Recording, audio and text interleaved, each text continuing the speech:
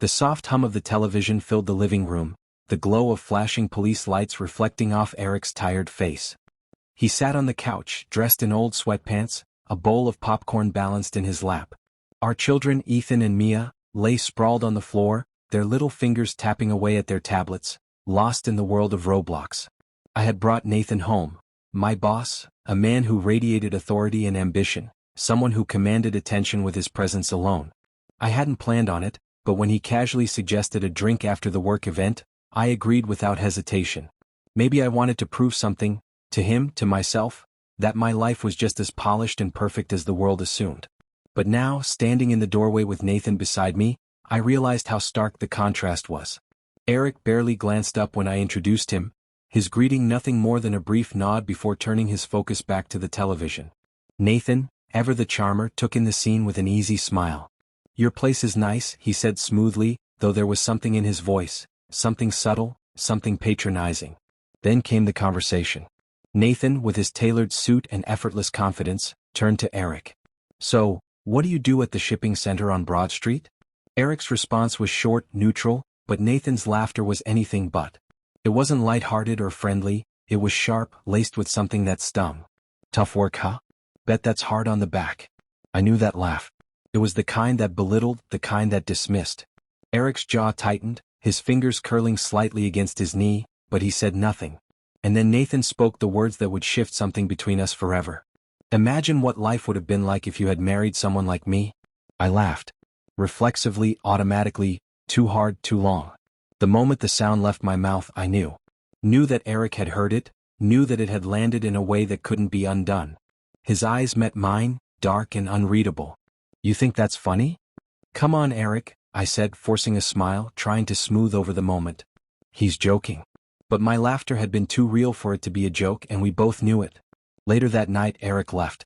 He didn't say where he was going, didn't even slam the door in anger, just walked out, silent and steady. When he returned in the morning, he smelled of beer and fried food. His face was blank, his expression distant. "Where have you been?" I demanded, blocking his path. He brushed past me, his voice devoid of emotion. "Didn't feel like talking." "You were worried?" He snorted, the sound bitter, like a laugh drained of warmth.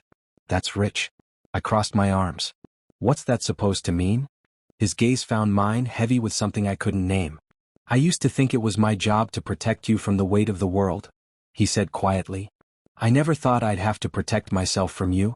The words settled between us like a stone sinking to the bottom of a lake. I wanted to say something, anything, but the silence swallowed me whole. That night I couldn't sleep. I lay in bed, scrolling aimlessly through my phone until a video popped up. Some relationship guru preaching about how men suffer in silence. I scoffed, rolling my eyes, but the words clung to the back of my mind, refusing to let go. By morning Eric was gone. No note. No text. Just an absence so loud it filled the entire house. I grabbed my phone and sent a message. "Real mature. Leaving without a word while your kids wake up wondering where you are." Hours passed before he responded. "Don't wait up. I'll be home later." My heart pounded as I called him. He answered, his tone flat. "What does that even mean, Eric?" "It means don't wait up." Anger bubbled over. "So you're not coming home now?" "Yep." And with that he hung up. That night, when he finally walked through the door, something was different. His movements were slow, deliberate, as if he had rehearsed this moment before stepping inside. He set his keys on the counter, slid off his jacket, draped it over a chair. Silent. I folded my arms, irritation simmering. "You done sulking?" For a moment he didn't answer. Then he let out a quiet sigh. "I'm tired." "So am I, Eric. You think I'm living some dream life here?" He didn't bite back, didn't meet my anger with sarcasm. He just looked at me, a long, searching look as if seeing me for the first time or maybe the last. "That's the thing," he murmured. "I don't think you even know what you want. But I do now." My breath hitched.